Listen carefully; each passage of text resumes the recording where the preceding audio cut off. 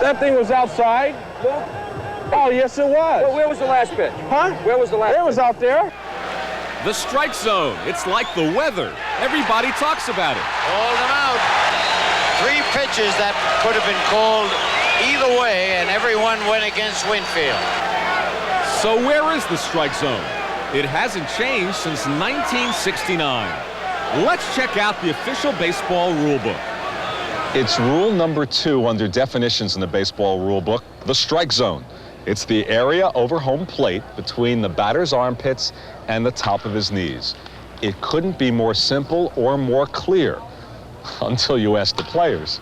I think they ought to change the rule book or straighten it out a little bit because realistically, in my opinion, the strike zone is from your midsection down to your knees. Well, it's different with different hitters. Like you get a hitter up there like Ricky Henderson, you have about that much of a strike zone because he crouches so much. With the bigger hitters, guys like Dave Kingman, you've got a bigger strike zone. It just depends on how they stand up there. So now that we know what the rule book says, what do the men say whose job it is to enforce those rules? The rule book says what they interpret the rule as a strike zone, the armpits to the top of the knees. We find as umpires that it's the area you get the least amount of complaints. It's the area that they want as their strike zone. If I keep calling a strike up here and they keep yelling at me, I mean, I basically will drop it down because I don't want to get yelled at. And you set up a strike zone, and once you get that, then you try to be consistent with that strike zone throughout your career. So now that we know where the strike zone really is, does it differ from league to league? Lee Lacy has played in both.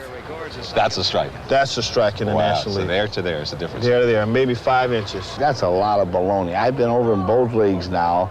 You have the same strike zone in both leagues. Has the strike zone changed since you started? Not at all. Not at all. It's been the same strike zone. The American League, when I first got here, and there were many umpires with the balloon protector, did not give the low pitch because they didn't get over the top as much as they can with the inside protector. Today, since everyone in the American League, I think, except one umpire, has gone to the inside protector, I think both leagues are primarily the same. I think if there's a difference in strike zones, it's not between the American League and National League.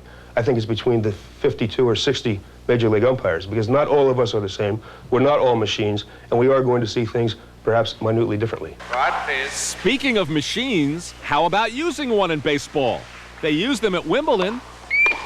That was from the Cyclops, indicating that the serve was long. Otherwise, Becker would have won it, trickling it off the net cord. How'd you like a machine someday calling balls and strikes? Well, it's played by humans. I guess it has to be officiated by humans. I didn't think you'd like that idea.